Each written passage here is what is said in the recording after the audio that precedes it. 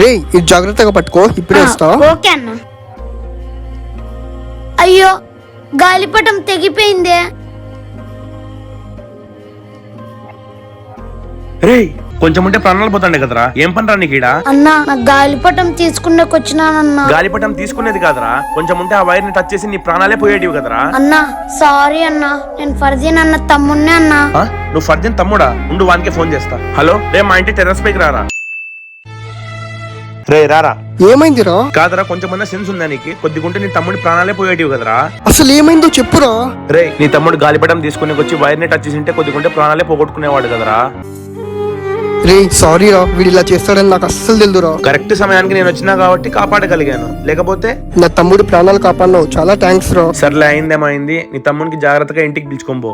చిన్న పిల్లలు గాలిపటాలు ఎగరవేసే సమయంలో తల్లిదండ్రులు ఎలాంటి అవాంఛనీయ సంఘటనలు జరగకుండా జాగ్రత్తగా చూసుకోండి.